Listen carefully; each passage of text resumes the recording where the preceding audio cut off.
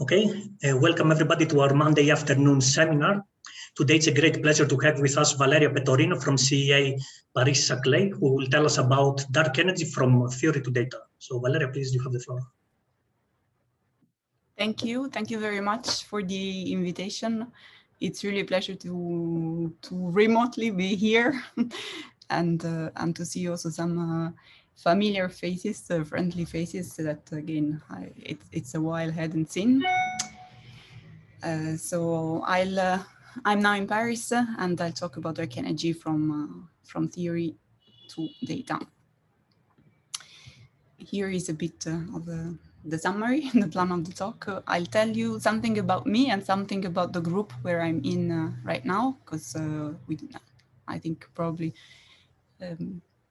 I don't know all the participants, so I'll introduce myself and then I'll tell you something about theory, something about statistics, and something about observations, because I've been mainly working starting on theories and then more and more with data, and then a bit at the interface between the two.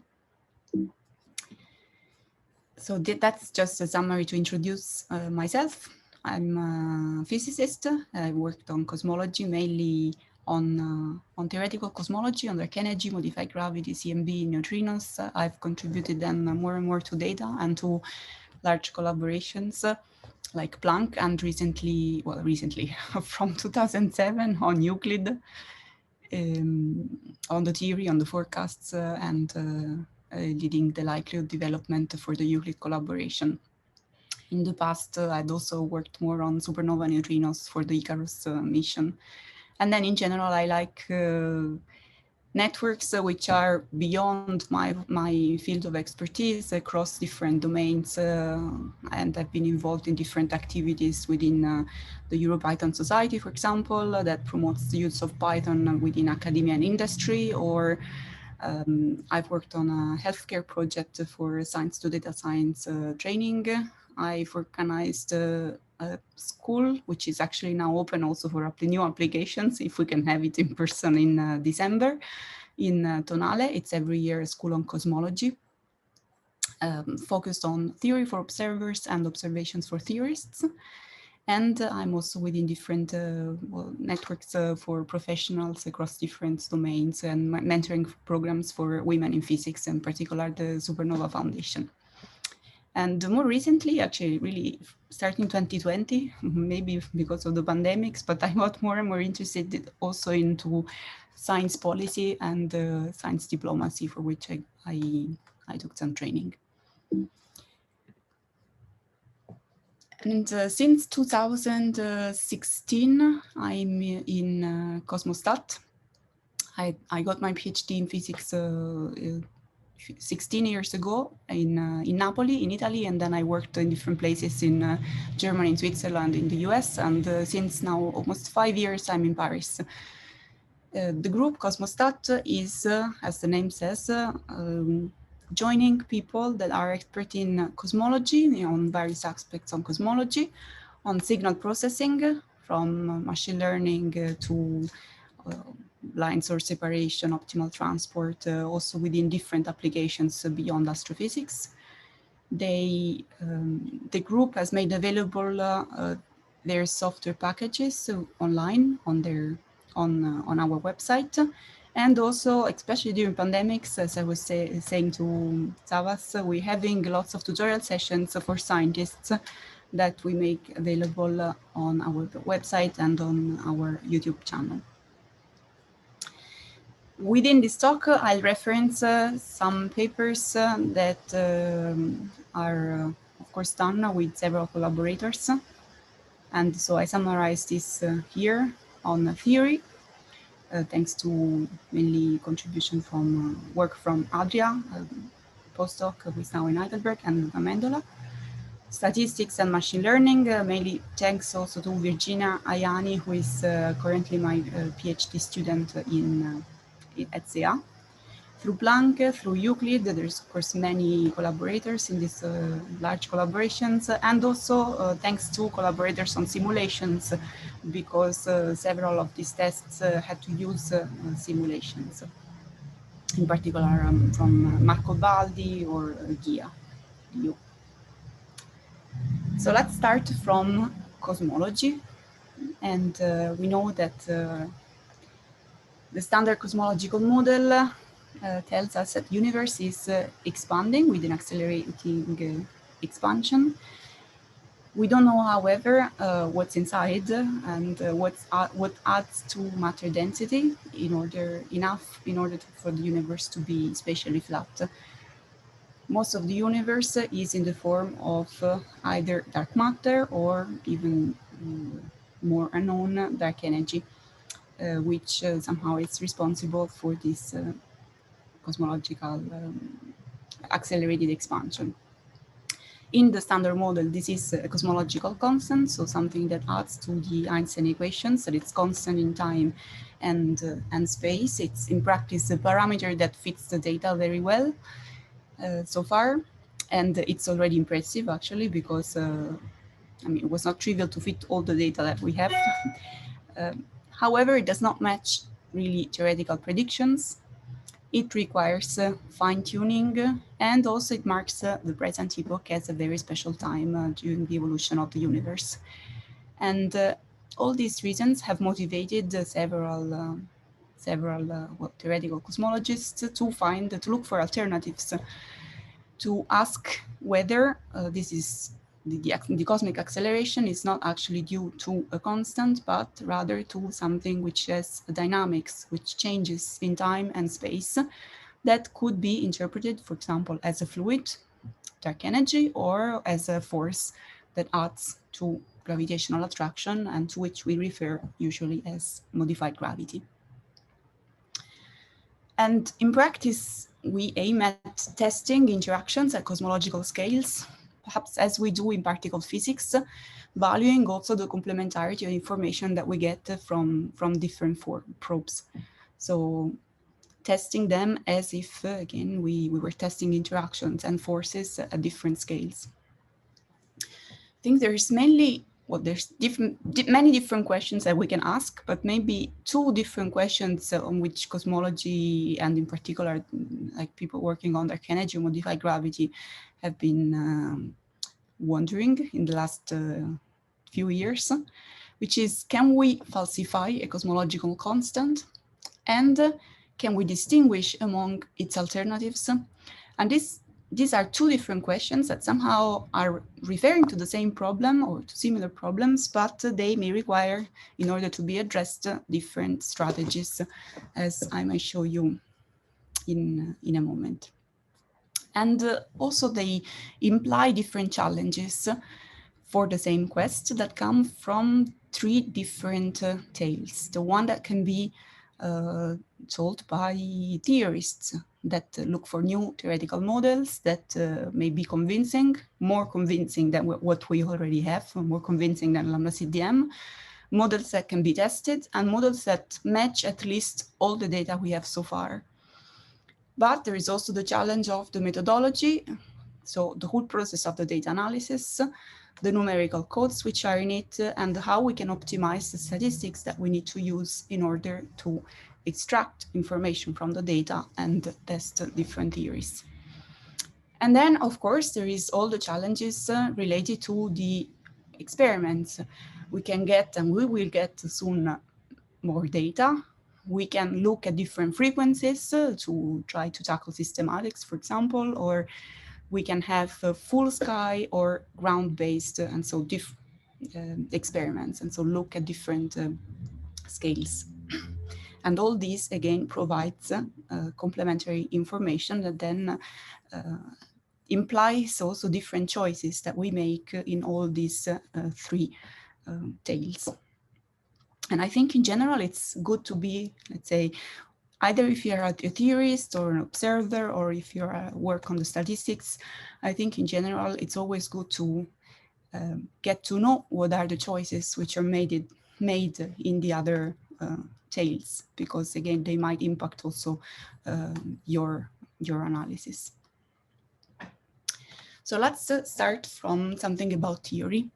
And in particular, I wanted to mention some recent work that we had published in an update on coupled dark energy, on which I've been working for quite a long time, but recently we updated that with different data sets.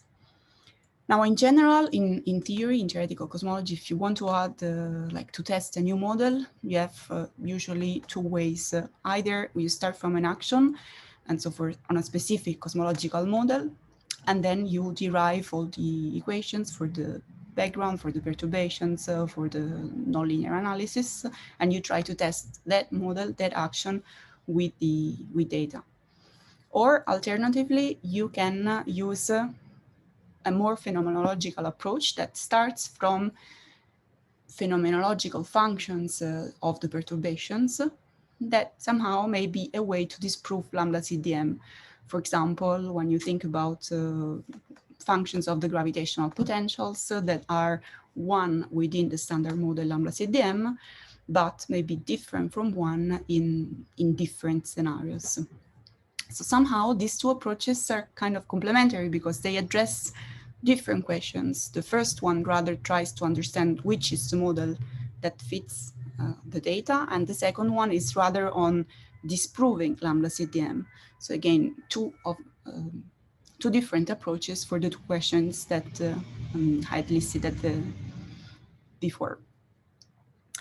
So although I've worked on both approaches, now I wanted to actually give an example of the first one, the one that starts from an action, which is coupled dark energy. And in the action there is, of coupled dark energy, there is dark matter whose mass changes in time as a function of a scalar field that then is responsible for the accelerated expansion, basically behaves as a dark energy fluid, and in practice contributes to adding an extra force that modifies gravity.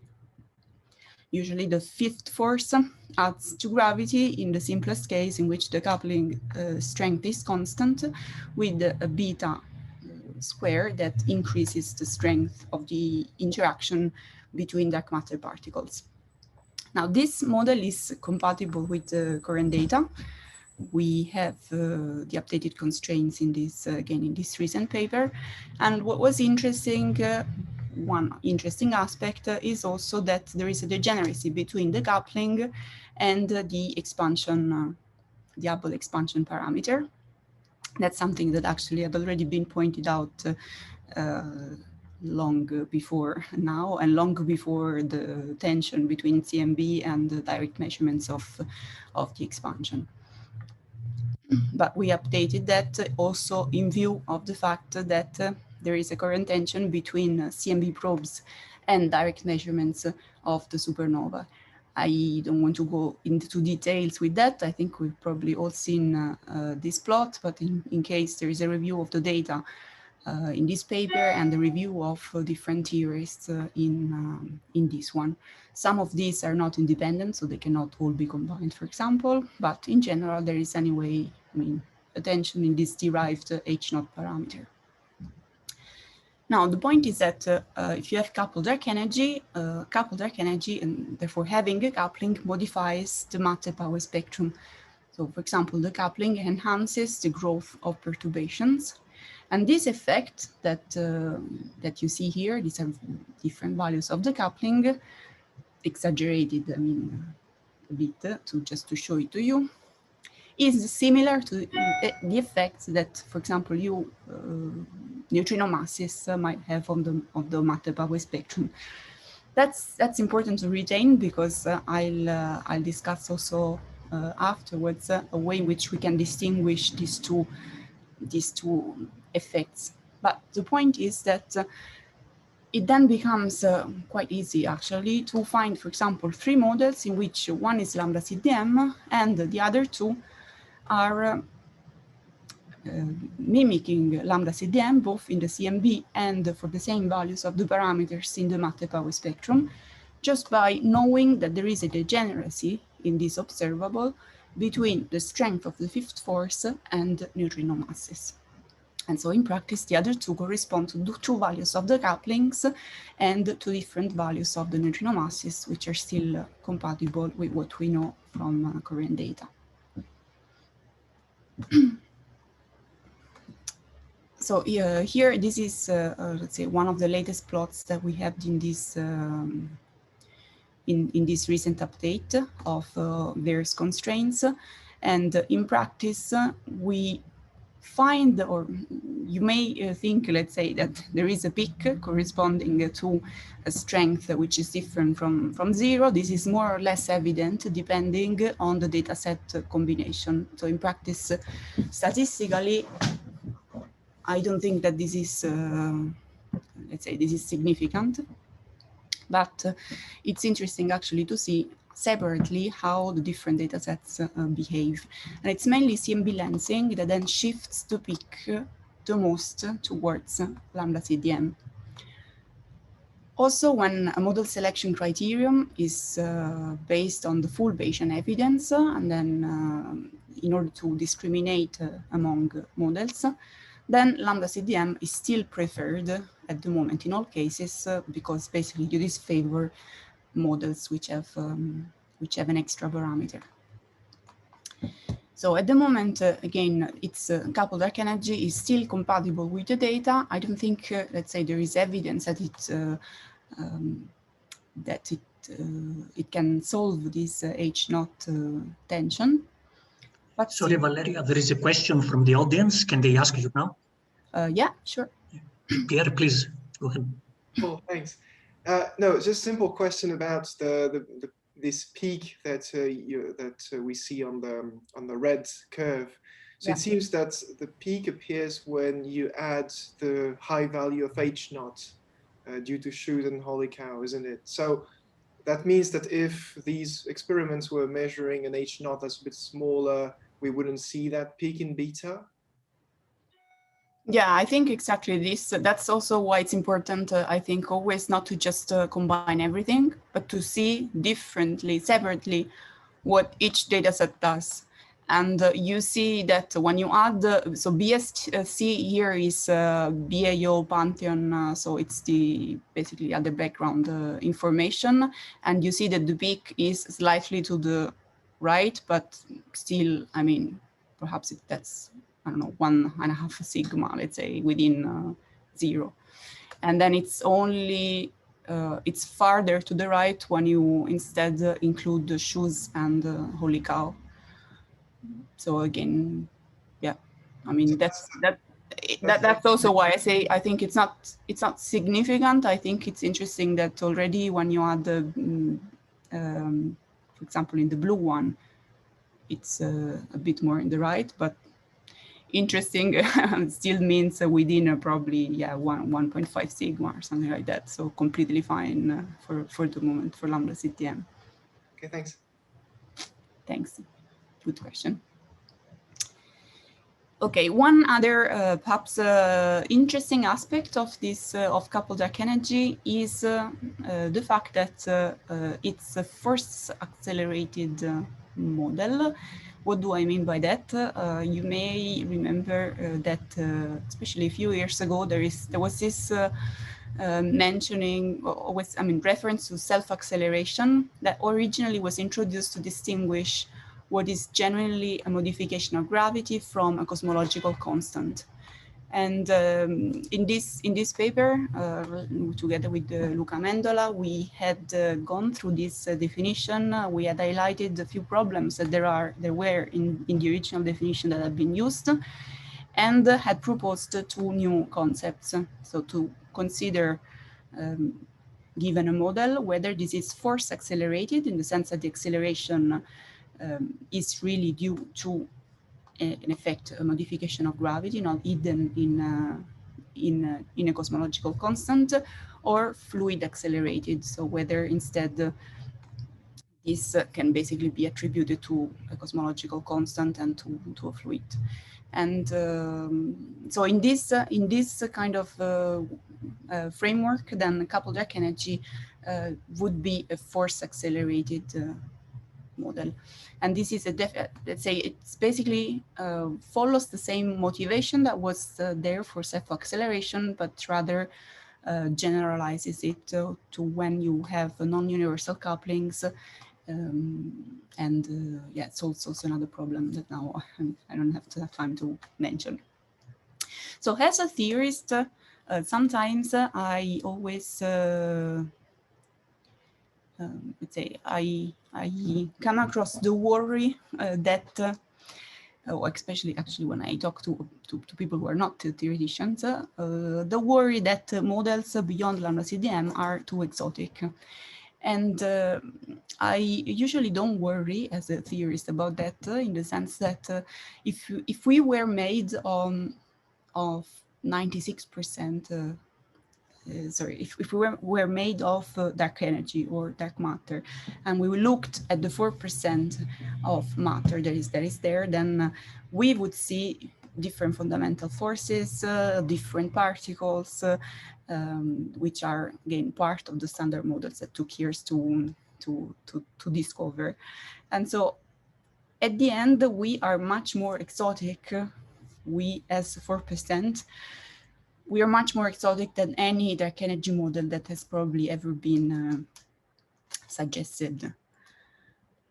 However, from a theoretical perspective, I worry about many other things, which again may not be the exoticity of the model, but rather the fact that if you have complex equations, then of course it can become really hard to start from an action, derive all the equations, and then test it. It can be difficult to test, not only because of the theoretical side, but also because often it is less to us theorists to develop modified Boltzmann codes that can solve all the perturbations numerically.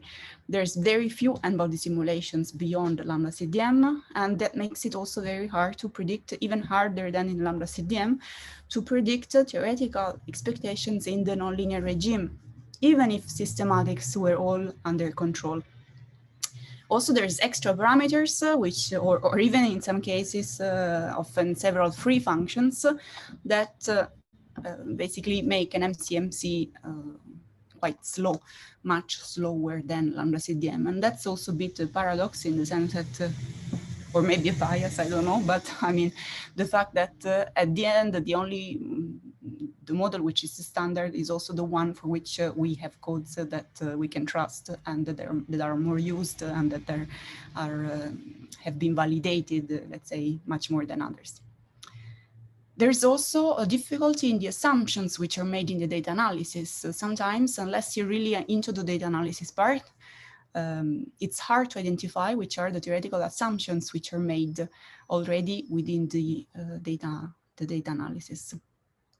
And that can have an impact in the way in which you have to then test different models. So as a theorist, I think these are, challenges from the theoretical perspectives if I want to test my models, which I should do if I think if at the end we want to actually prove what's the theory that justifies cosmic acceleration. So let's now move to a second part, which is a bit of statistics, a bit of methodology, a bit of what links theory and data. And this is something on which I've been working a lot recently, especially in particular with Cosmostat since I joined CEA in different papers linked here. Actually, there's one more that was recently accepted that I forgot to add here. But I think it's I added in another slide. So here the challenge is which one should I use, in the sense that there's different ways in which you can analyze the data, and how much also does that choice and those choices that we make during the analysis impact the final results. Statistics, of course, can be very helpful with many different things, right? It can help when you have missing data, for example, in reconstructing the shape of a galaxy, or if you're working on CMB and separating the signal from foreground components. It can also help, and I'll show an example of this in a moment, to discriminate different models. And so it's a choice that, again, can help you at the end, can have an impact on the final results that you can get. But it also implies different challenges. There's the numerical challenge, the expertise which is required in understanding and implementing different statistical approaches. So recently, in particular, together with Virginia, Ayani. She's a PhD, so she'll finish at the end of this year, and she's currently applying for postdocs.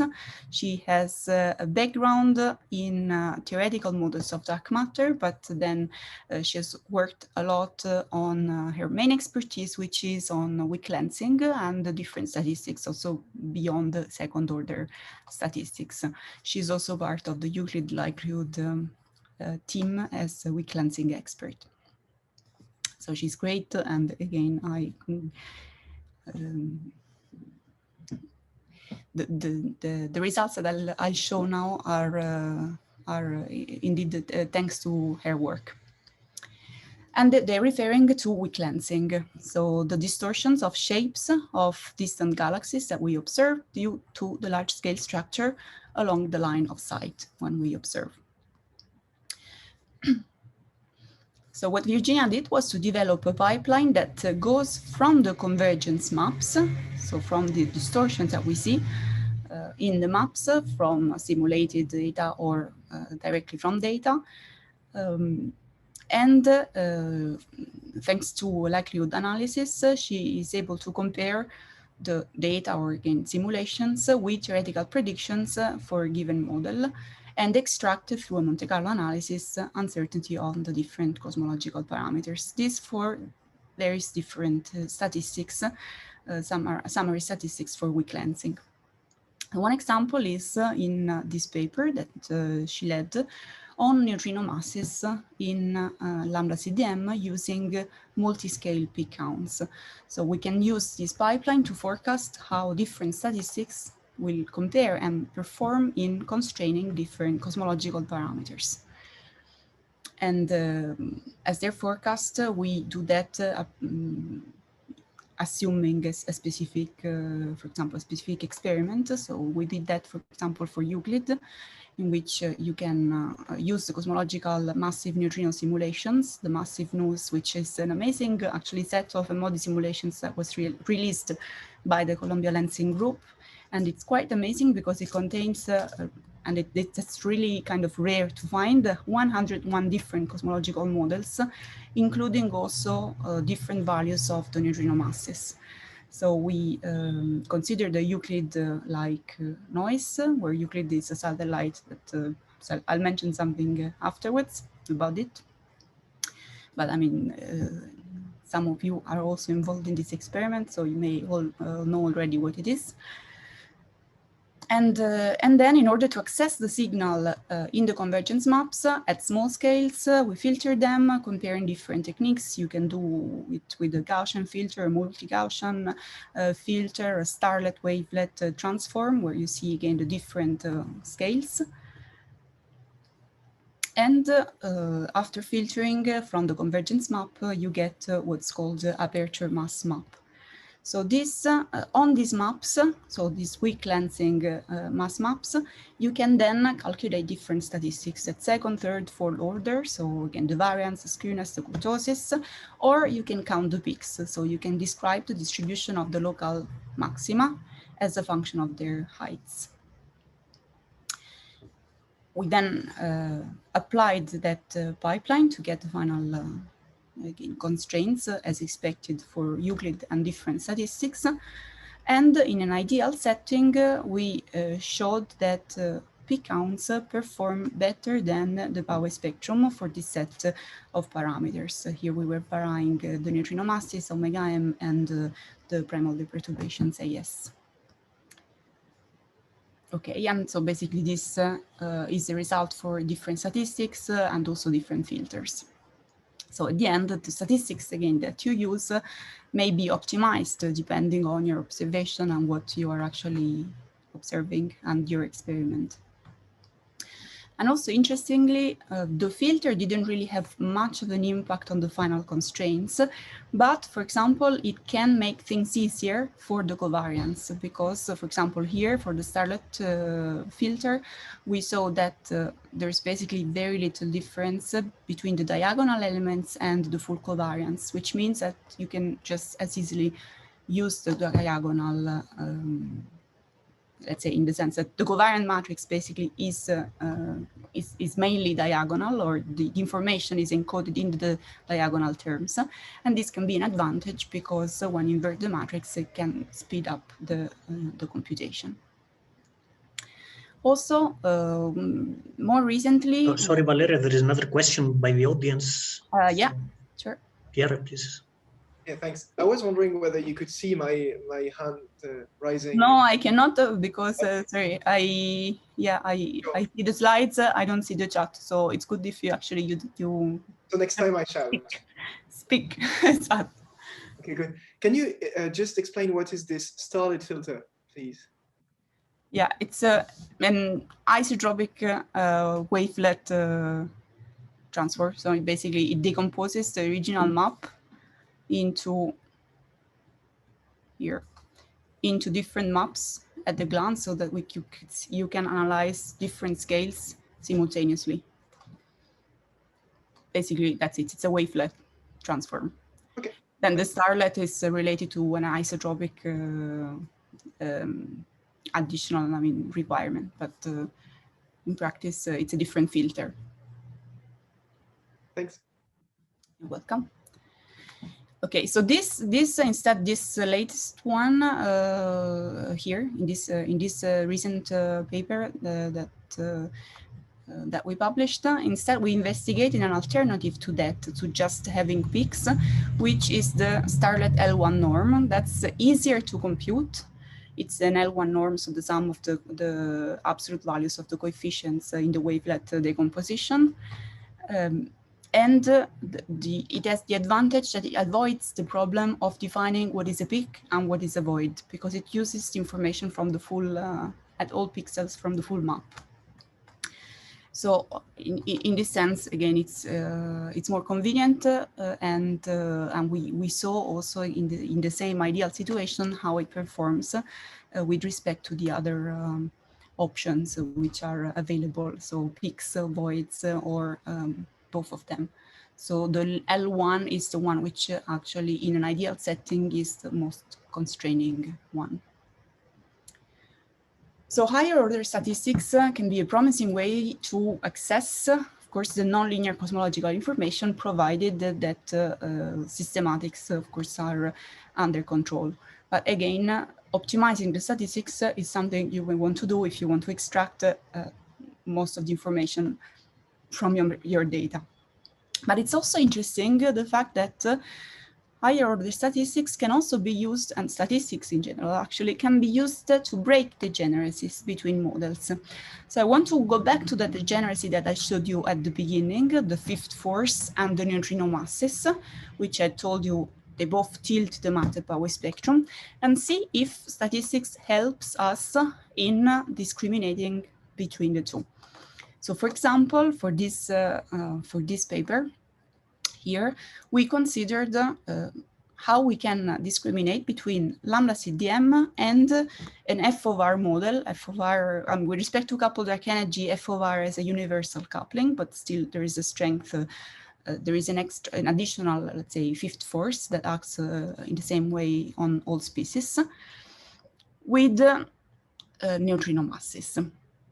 And so for that, we specifically designed, together with Marco Baldi, a suite of cosmological simulations which are meant to be degenerate, in the sense that we have the lambda CDM value and an F of R with 0.15 electron volt neutrino masses that at the level of the matter power spectrum is overlapping with lambda CDM. So we wanted to see if statistics from the different convergence maps obtained by from the different simulations could help to distinguish between among different models. And so we applied basically a similar pipeline, the pipeline that I mentioned before, with again different higher order statistics, and calculated. Well, first, if you look at the variance, of course, that's second order. So what you get is that you have lambda CDM here in gray that overlaps as expected and by design with the green simulation, which is an F of R model with the neutrino masses of 0.15 electron volt.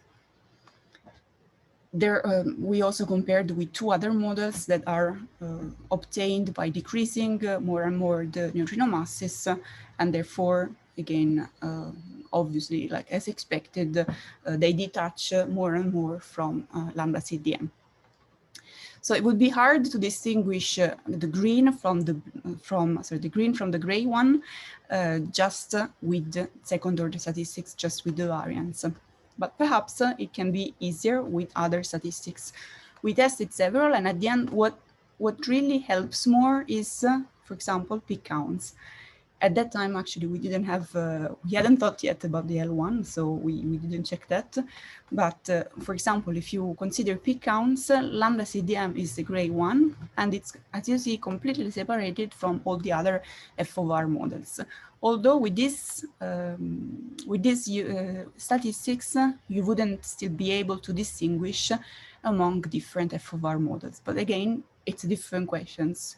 In one case, we are kind of trying to distinguish from lambda CDM. In the other case, we're trying to determine which is the right alternative model.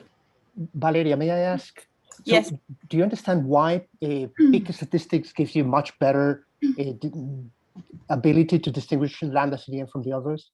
And how much does that depend on the statistics of fluctuations, whether they're Gaussian or non-Gaussian? I think it's kind of crucial in the sense that the main difference between lambda CDM and alternative models like this are because of what happens in the nonlinear regime, and it gets more information if you are beyond the Gaussian terms. It profits more of the nonlinear part somehow, and that's at the end, that's the part where the models differ the most. So if you would have changed the statistics of fluctuations by adding some, I don't know, FNL or whatever extension, then you could have again shifted the gray contour to the right? So that you would have made them more difficult to distinguish.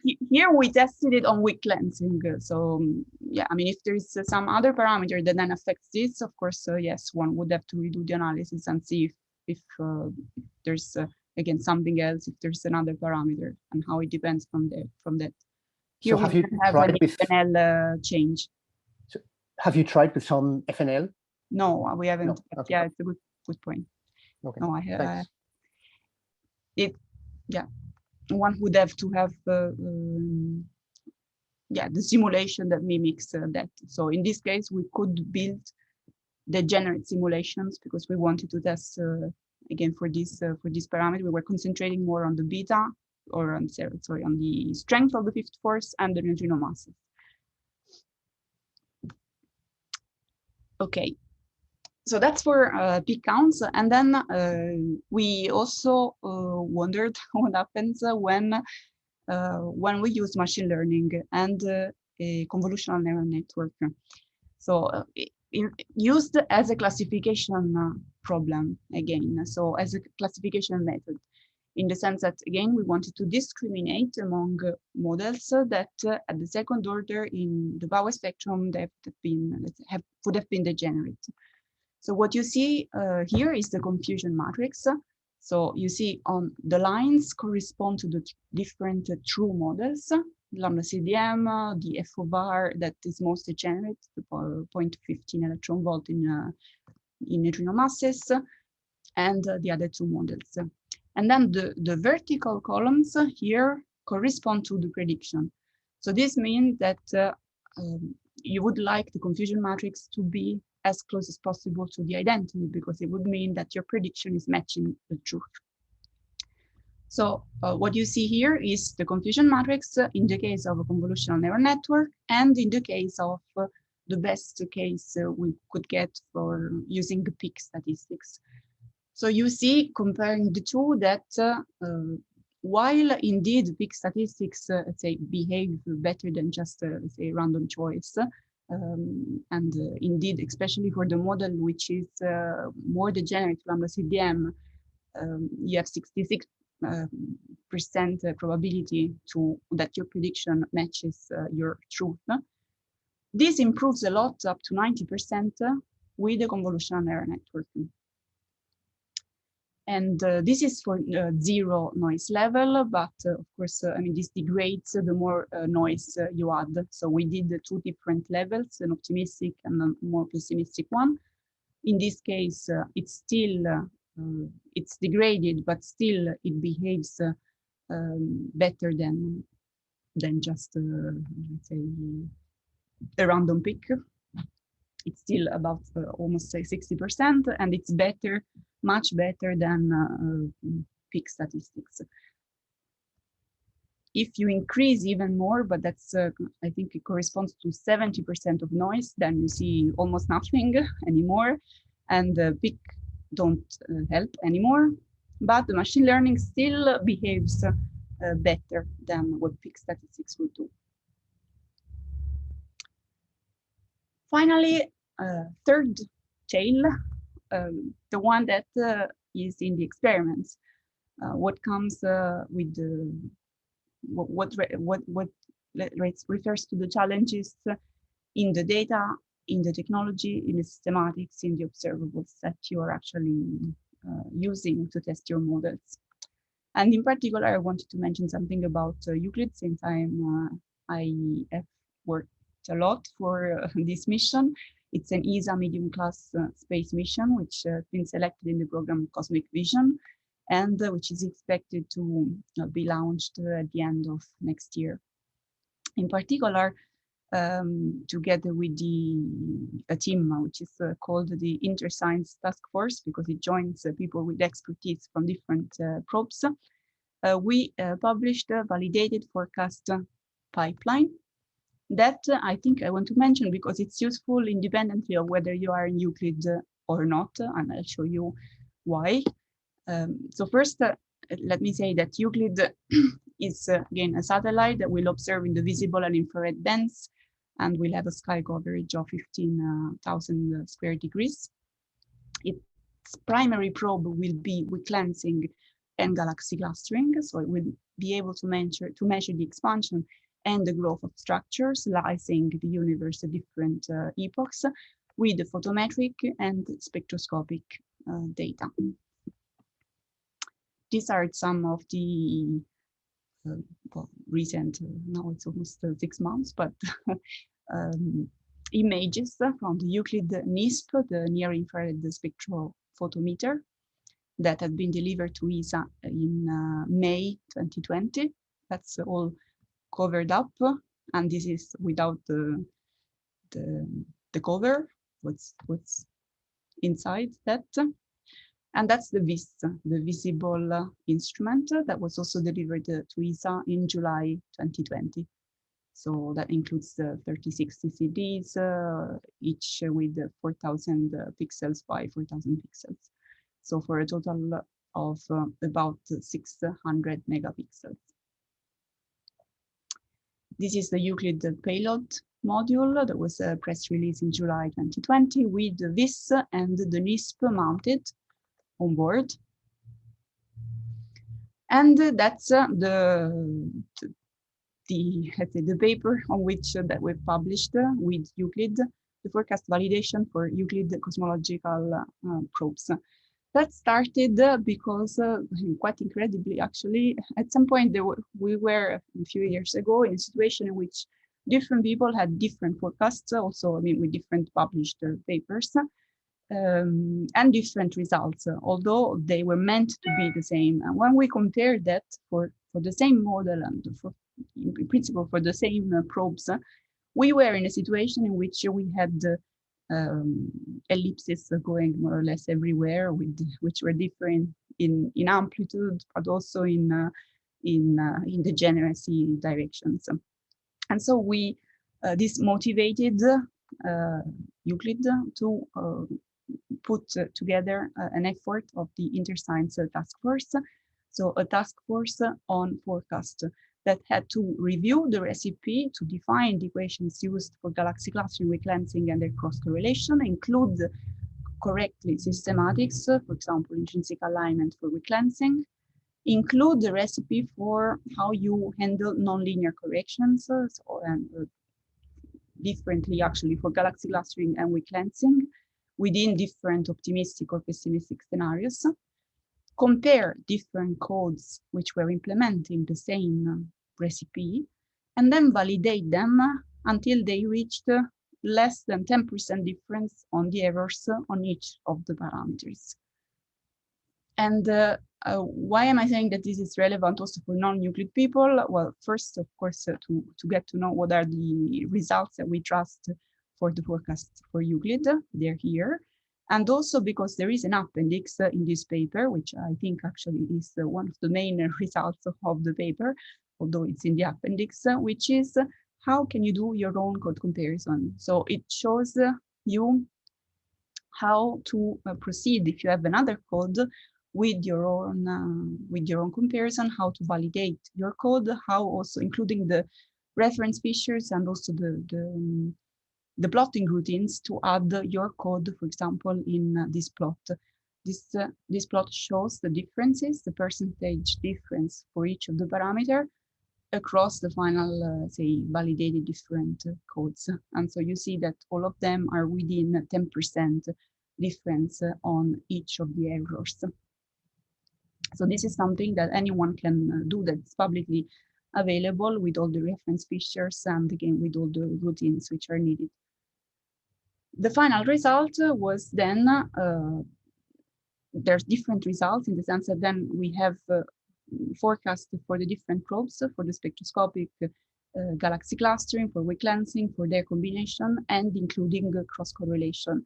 And in particular, the main point was that was not clear before, was that the impact of cross-correlation is particularly relevant, in particular for models beyond lambda CDM. So it has a higher impact actually on parameters like W0, WA than on standard lambda CDM parameters. And it can allow to increase the figure of merit by at least a factor of 3. So that's basically the yellow one here in the middle. So in conclusion, I think, you know, science starts from ideas that perhaps lead to proposals of new experiments in space or from ground. Then they require technological development and a whole list of challenges which are in the data process and the data analysis. First to retrieve the data, but then also in all the signal processing, in all the assumptions or knowledge that is required to include properly systematics and to optimize the statistics. And that's actually, that makes the difference in the theory, in the interpretation part, when we then get our plots with the cosmological constraint or we test one or other models. And this can, at the end, in turn, lead to a new proposal for new experiments, or if you're lucky enough to discover a new fundamental physics. So I hope at least I showed you how all these tales are interconnected, how it's also important, no matter on which aspect you're working on, to at least be aware of all the choices which are made by across, again, all these different challenges. And I'll stop here. Okay, thank you, Valeria, for this very nice talk. So we have ample time for questions or comments. Yes, Juan, please. Okay, so actually, I'd like to ask you about systematics. Of course, you know, we are also members of ground experiments like DS and DESI. There, the issues, the most important issues are sky brightness, seeing, things that are, of course, below the atmosphere. So what's the worst systematics that we will encounter in Euclid, and how can we cope with them? Well, I mean, there's huge studies on this. What's the worst? Again, it depends on the probe. For sure, again, in weak lensing, I think we need to figure out intrinsic alignment, how to include it. In galaxy clustering, we may need to have a better knowledge of the bias, for example, and on its dependency, redshift, in scale, which, I mean, at the moment, again, it's it's simplified, let's say, in the recipe that we're using. Okay, all those systematics are common also to the ground experiments, right? And I guess we will be able to cope with them as long as we have sufficiently good data. Now, there's going to be other experiments at the same time as Euclid, which are going to be as deep and as wide in area as Euclid. So where do you think we have the best chances with Euclid compared to others, with the competitors? Well, I think we need to investigate more on the fact that Euclid has both probes. So as galaxy clustering and with lensing. And as I showed you, the cross correlation among these probes improves a lot the result. So if we can model that properly, if we can optimize even just the bindings in which we are using it, I think that would be an advantage. Sure. And then there's anyway some complementarity with other missions in the redshifts which we are encountering in the also somehow also in the depths, so in redshift. I think in any case, a big challenge for all these experiments will be in modeling the nonlinear part. Right. Even if systematics is under control, even from a theoretical point of view, to manage to trust the nonlinear part. And while, at least for galaxy clustering, for example, in the mild nonlinear regime, there are some, I don't know, some semi-analytical methods, some recipes, there's perhaps more even fitting functions that we can use. When you use weak lensing and you really want to profit of all the data, then you need more nonlinear to extend it to further like nonlinear scales. And there usually you rely on simulations. And again, that's more challenging, even for Lambda CDM, I think. Right. So, okay, let's see how we proceed. Yes, we succeed. Thanks. Yeah, but for sure, I think we want to avoid the situation in which we were even when we had to, for example, use Planck data in the Planck collaboration and compare it with the different dark energy models, and we had to. And when we had combined this with other probes from BOSS or CFHT lens, we had to disregard some of the data, right, in the nonlinear regime, because unless you're sure of what you are predicting, of even the theoretical prediction for your model, sometimes to be conservative, you cut nonlinear scales. So in practice, we are not profiting of all this new data. It's not just about getting more data, right? It's also about being able to give reliable estimates of what's the data analysis and what's the theory at those scales. Okay, any more questions, comments?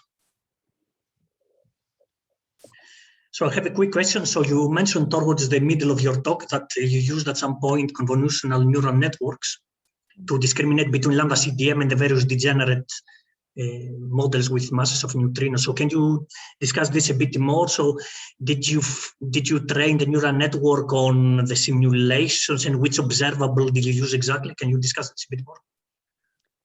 Yeah, we had 10,000 realizations which were obtained from the simulations that we got from that were degenerate. Realizations that we could get easily by, say, shifting or rotating different patches. At the end, I think, yeah, there were 10,000 realizations. And what was the second point you mentioned? And which observable exactly did you use? So did you use just the positions of the particles, or say the power spectrum or something? We used the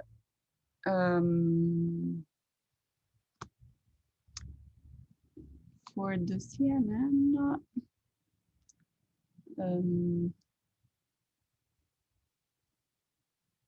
Honestly, I don't remember. I don't remember which exact.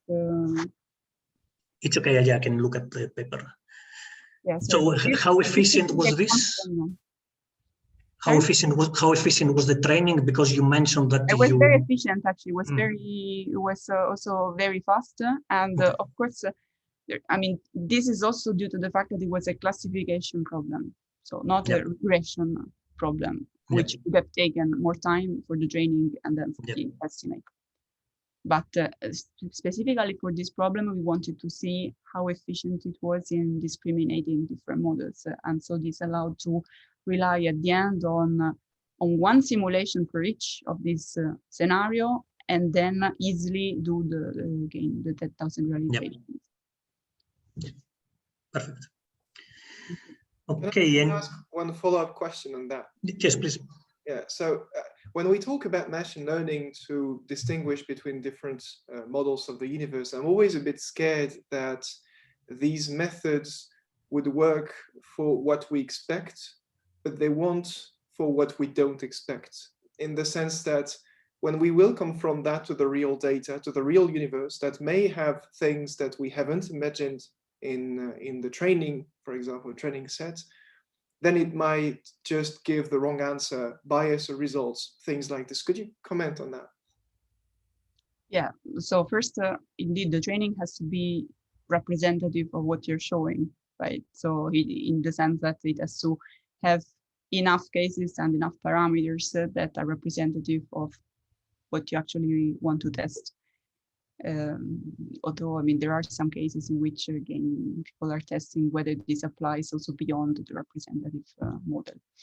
But so yes, I mean, that's an important point. But I guess at the end, isn't that always the case? I mean, in the sense that we always have to anyway test things, and whenever we are testing something, usually even, for example, we are assuming a model and then we test what happens for that model.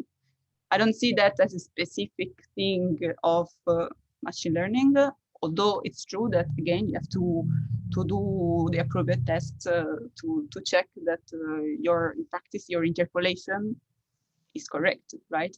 That you are actually representative of the scenario that you're considering. If we had, for example, more parameters, so simulations with more parameters, then of course, we could be even more confident, let's say, on the results. There is a limitation in the number of parameters that you can have, for example, like in simulations that you're using for the training. That's a good point you're making, that we always need to have a model to get to interpret the data. This is a very important point. I just have the feeling, and maybe I'm wrong, and maybe so please disprove me. I mean, I say you, but all of you here. I'm just feeling that the machine learning use sometimes adds a layer of unknown. So there is this notion of things that the machine is doing that we don't really know. Mm-hmm. and maybe I'm being a bit old-fashioned on that, but and somehow that you may be wrong without noticing it, while when you have a model that somehow you think you master, you will, if you're wrong, you will notice it. You see what I mean? Is that the correct intuition, or am I completely?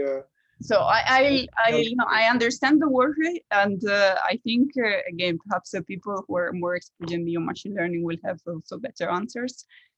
My feeling, starting from the same worry when I studied a bit on again machine learning, is that first there are some cases, simple cases, in which you can actually see what happens and you can understand better how the result matches. So you can go a bit inside the black box, but and somehow this is reassuring because it shows you that at the end it's an interpolation. It's just that the interpolation is done in ways which are much more complicated or let's say faster than what you would possibly do just following every single activation point. But other than that, there are tests that you can do. It's not completely blind in the sense that you can validate how it is trained, and you then can test how efficient it is in the results in testing on a new data sets, and also in how well, I guess, it is representative. but yeah, I mean, it's not. I wouldn't say that I would rely only on that. I still think that you need to know the physics, which at the end is what was in place originally when we worked on that, in the sense that I knew that there was this degeneracy because I know that physically there is this degeneracy. I know what to expect and what to test, and then I look for it. I design the simulation and I look for ways to classify that. So it's not completely unexpected. I can test that what happens when I again when I change it. I can imagine that if I include more nonlinear scales, or if I include more information that interpolates better, it will work better. I can see how it degrades when I change some parameter or when I change the noise. So I think more or less it's just that we have to get used to the idea and to